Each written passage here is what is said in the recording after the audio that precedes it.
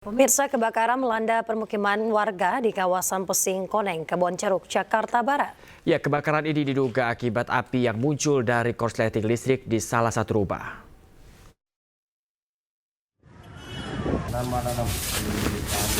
Boleh mau masuk?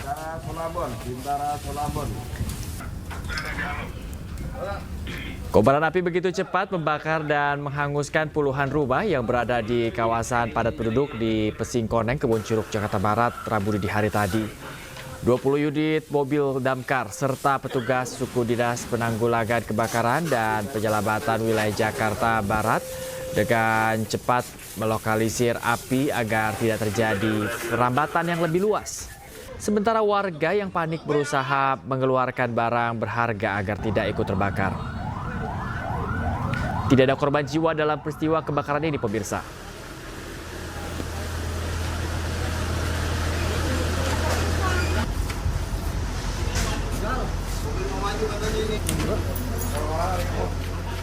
Gerbang tol Ciawi, remblong. Tuh banyak. Nggak tahu korbannya ada berapa. Kecelakaan beruntun melibatkan sejumlah kendaraan di gerbang tol Ciawi 2 mengarah ke Jakarta. Kecelakaan terjadi sekitar pukul 23.40 waktu Indonesia Barat. Kerasnya hantaman membuat dua gerbang tol hancur dan sejumlah kendaraan ringsek. Bahkan sebuah kendaraan terbakar.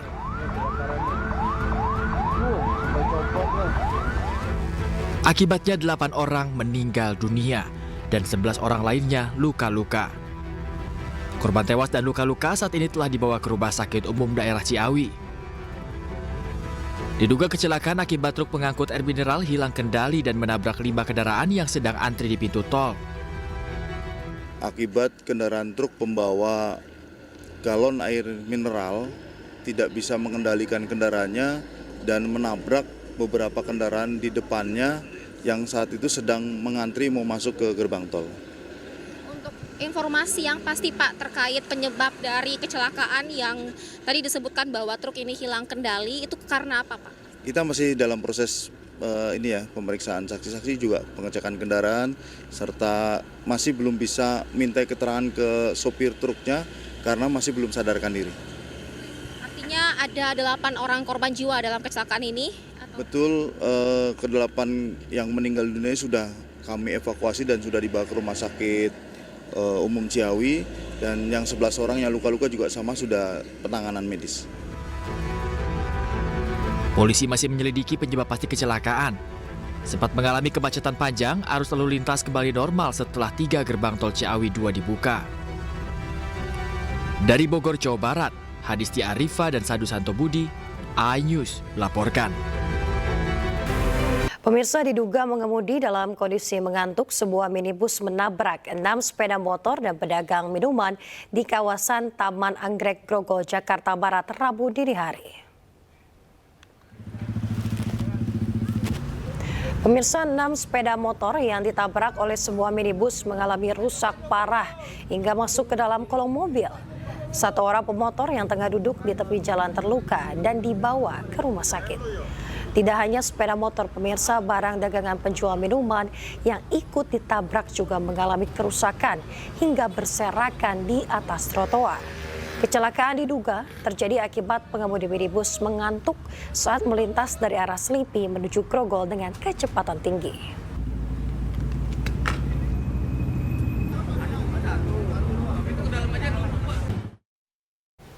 Pemirsa, kecelakaan maut melibatkan truk pengangkut air mineral dan 5 kendaraan lainnya di gerbang tol Ciawi 2, Bogor, Jawa Barat mengarah ke Jakarta. Akibatnya 8 orang meninggal dunia dan 11 orang lainnya luka-luka.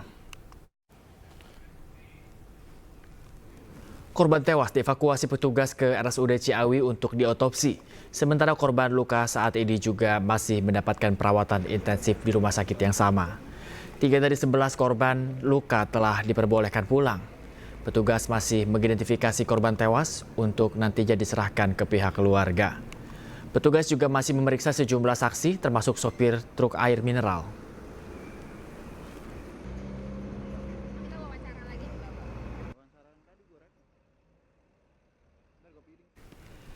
Dan pemirsa, kami akan mengajak Anda untuk mengetahui informasi terkini terkait kecelakaan di tol Ciawi 2, gerbang tol Ciawi 2, dan sudah ada rekan kami yaitu Adisti Arifah di Rumah Sakit Ciawi saat ini.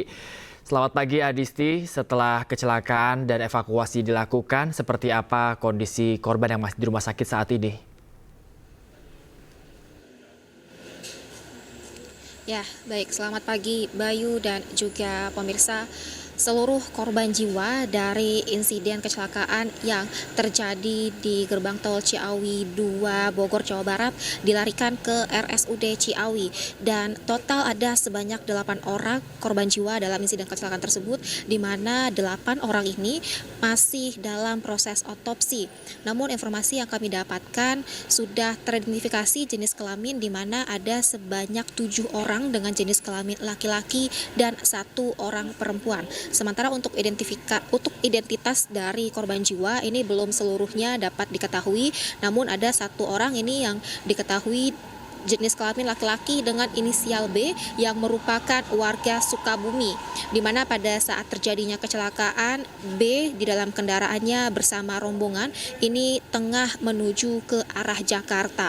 Sementara dalam insiden tersebut juga ada 11 orang yang mengalami luka-luka dan saat ini masih dalam proses pemeriksaan dan juga penanganan secara intensif di RSUD Ciawi juga, dan sampai saat ini juga informasi terbaru yang kami dapatkan sebanyak 5 orang sudah diizinkan untuk pulang ke rumahnya masing-masing, sementara sisanya ini masih dalam proses pemeriksaan.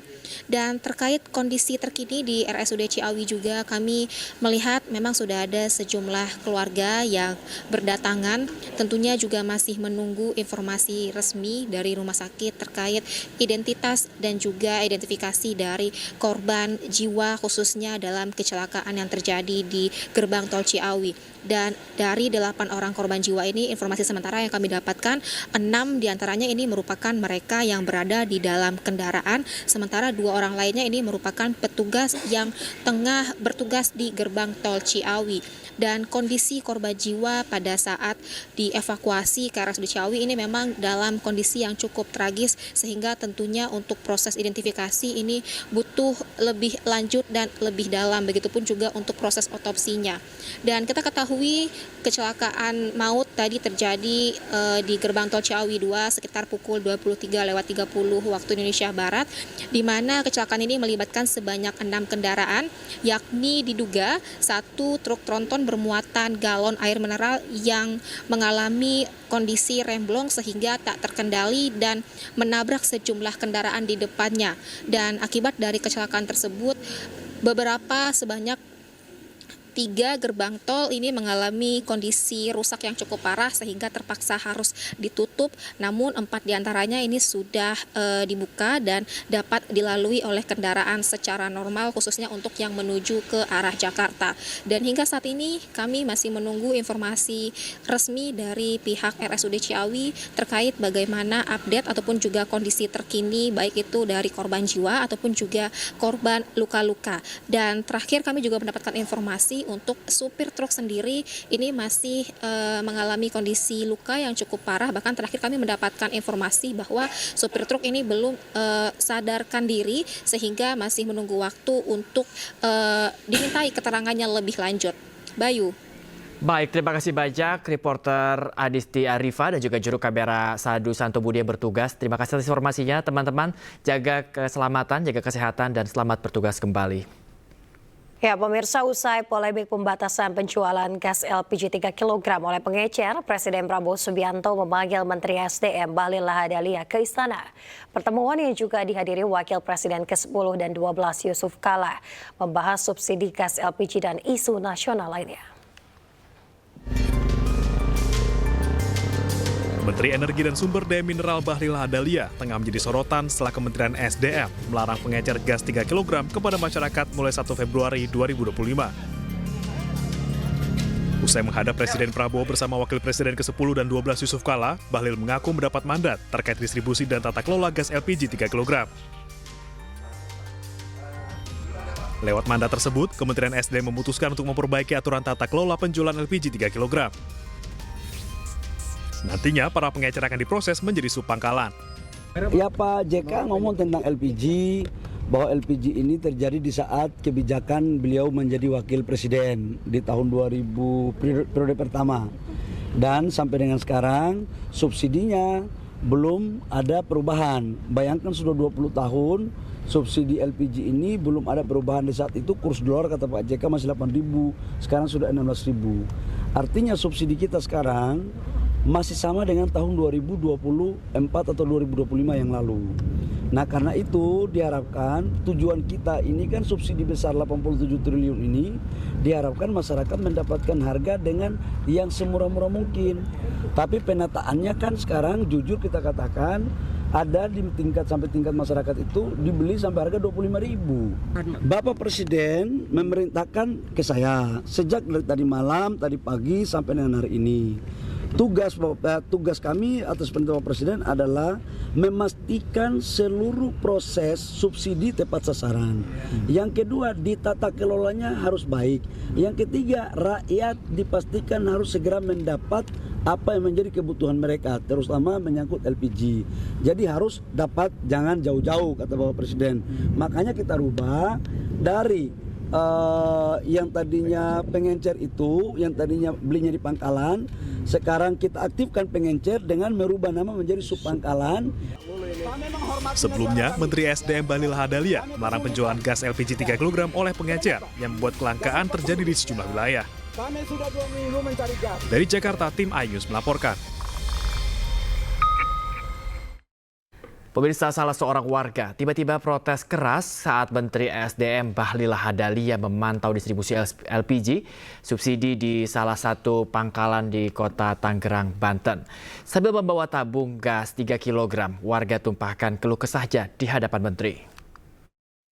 Saya sekarang lagi masak, Pak. Saya tinggal demi gas. Iya, ini Bapak.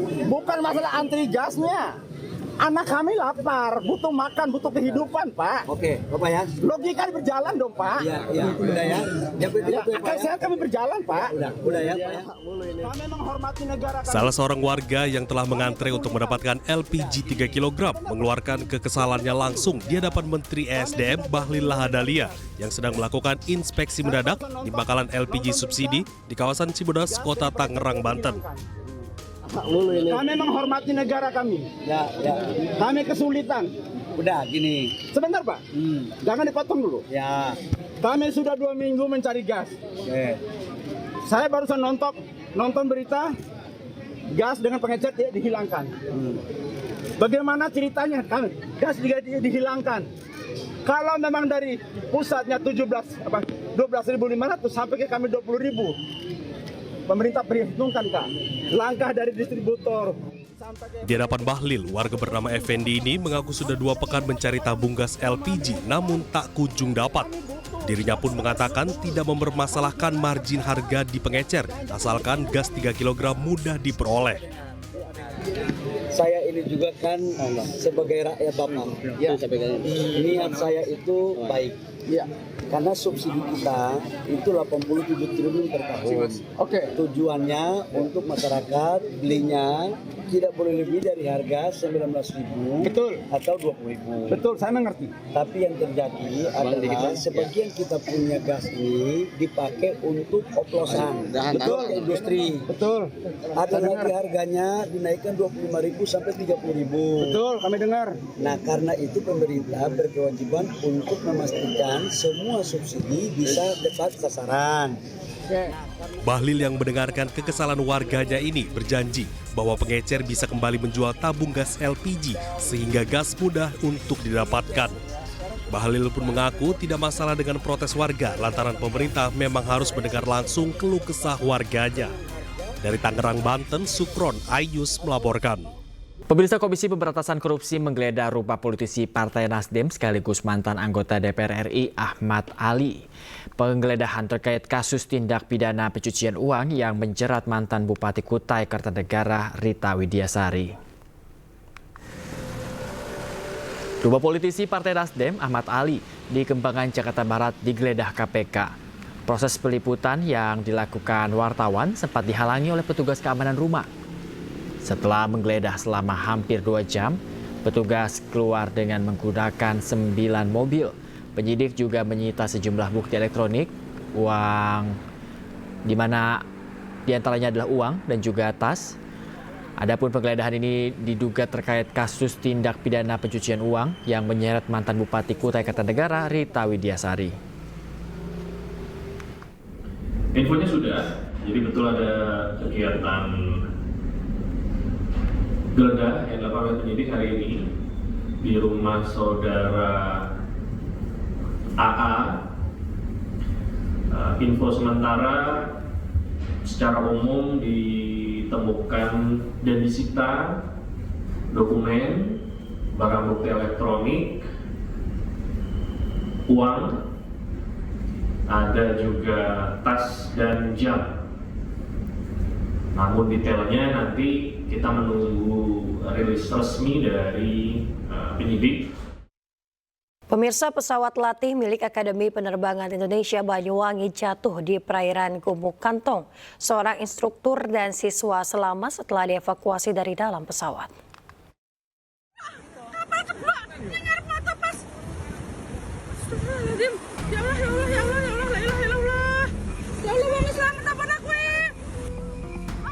Kepanikan melanda warga saat sebuah pesawat latih Cessna 172 Skyhawk SP jatuh di perairan Gumuk Kantong, Muncar, Banyuwangi, Jawa Timur, Selasa siang. Dua orang yang merupakan instruktur dan siswa berusaha keluar dari pesawat milik Akademi Penerbangan Indonesia atau API Banyuwangi tersebut. Warga berusaha mengevakuasi kedua korban dari pesawat yang terbalik. Beruntung keduanya berhasil dievakuasi dalam kondisi selamat. Pesawat lepas landas dari markas API pada Senin siang untuk latihan terbang.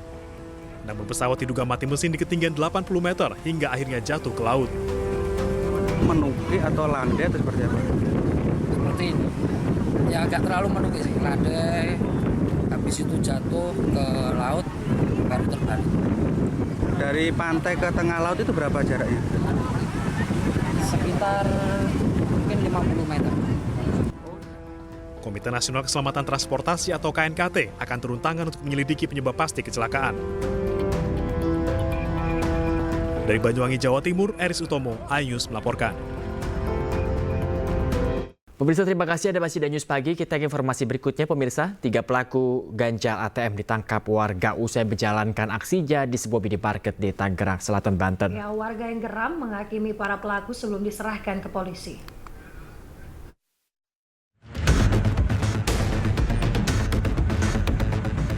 Warga mengepung 3 pelaku ganjal ATM di sebuah minimarket di Pondok Aren, Tangerang Selatan, Banten. Sementara para pelaku tak berdaya setelah berkali-kali menerima bogem mentah. Warga menghakimi para pelaku karena geram dengan ulahnya dan berusaha melarikan diri. Polisi yang datang ke lokasi kejadian langsung membawa ketiga pelaku ke kantor polisi. Sebelumnya aksi mereka terbongkar setelah seorang warga mencurigai gerak-geriknya yang mencurigakan. Karena kita udah curiga ya, ini arah kemana dia kaburin. Oh ternyata dia ke perempatan masuk ke Alfa lagi. Kita samperin bang langsung bang. Setelah kita samperin, mereka curiga sama kita karena ini orang yang tadi di Alfa nih, kenapa nyamperin. Kita tegur lah. Beberapa orang kabur, yang 2 ketangkep bang. 3 orang ketangkep akhirnya mengakui. Kini para pelaku ditahan di Mapolsek Pondok Aren guna penyelidikan lebih lanjut. Dari Tangerang Selatan, Banten, Nunung Purnomo melaporkan. Pemirsa, puluhan nelayan demo saat Menteri Agraria dan Tata Ruang Nusron Wahid meninjau kediaman warga yang namanya dicatut dalam sertifikat pagar laut di Kabupaten Bekasi, Jawa Barat. Nusron menduga ada oknum pejabat di balik silang sengkarut pagar laut.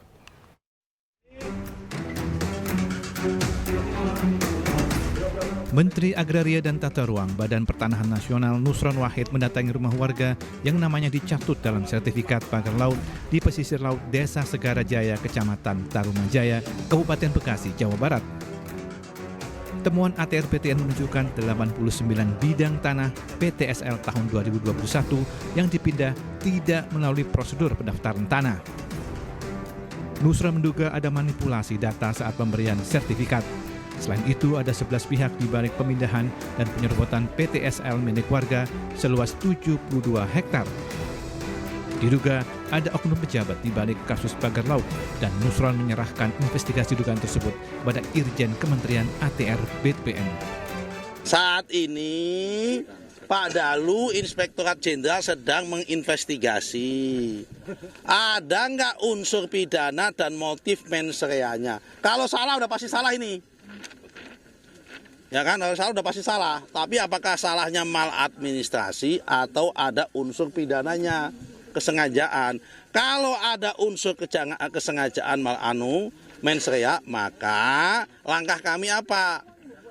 Menteri ATR BPN akan menyerahkan oknum-oknum terlibat dan pemilik ini yang mengklaim ini kepada APH. Kedatangan Nusron Wahid disambut demo puluhan nelayan. Mereka meminta pemerintah mencabut pagar laut. Dari Bekasi, Jawa Barat, Jessica Winoto dan Ari Setiawan melaporkan.